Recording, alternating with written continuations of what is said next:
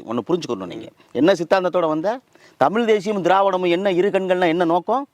இந்த திராவிடத்தால் தானுங்க நாங்கள் 800 ஆண்டு காலமாக இந்த மண்ணில் வந்து சொந்த மண்ணில் அகதியாக தமிழர்களுடைய ஆட்சி பிரிக்கப்பட்டு அவர்களை துண்டாடப்பட்டு அவர்களுடைய அதிகாரமெல்லாம் வந்து உடைக்கப்பட்டு இன்று வரைக்கும் அகதியாக இருந்து இந்த இடத்துல 800 ஆண்டுகளுக்கு பிறகு ஒரு தமிழ் தேசிய அரசியலை வரும் பிள்ளைகளிடம் வந்து கற்பித்து 1லிருந்து 2ஆக 2லிருந்து 10 10லிருந்து 100ஆக 15 ஆண்டு காலமாக இந்த மண்ணில் தெலுங்கு தேசத்தில் தெலுங்கர்கள் அதிகாரத்தில் இருக்கும்போது, கன்னட தேசத்தில் கன்னடர்கள் அதிகாரத்தில் இருக்கும்பொழுது, மலையாள தேசத்தில் மலையாளி இருக்கும்பொழுது, இங்கே தமிழர்களுக்கான அதிகாரம் வேணும்னு நம்ம போராடும் பொழுது எந்த திராவிடத்தை நாங்கள் ஒழிக்க வேண்டும் என்று முழு நோக்கோட வந்து போராடிக்கிட்டு இருக்கோமோ அதே திராவிடத்தை தூக்கிட்டு வார அப்படின்னா வந்து உன்னை நாங்கள் வந்து ஒழிக்கணுமா வேணாமாங்கிறது இந்த மக்கள் தாங்க முடிவு எடுக்கணும். விஜயோட அம்மா, விஜயோட பெரியப்பா, விஜயோட சின்னாத்தா பெரியாத்தா அண்ணன் தம்பி செத்தா அவர் போவாராங்க?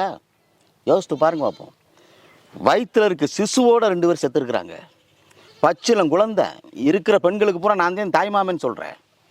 இருக்கிற அண்ணனுக்கு பூரா நான் தான் அண்ணன் மூத்தவன். நீ பேசுகிற 1/4 மணி நேரம் பேசுகிற. நீ 47 பேர் உனக்கு முன்னாடி துடிக்க சாகுறியான்.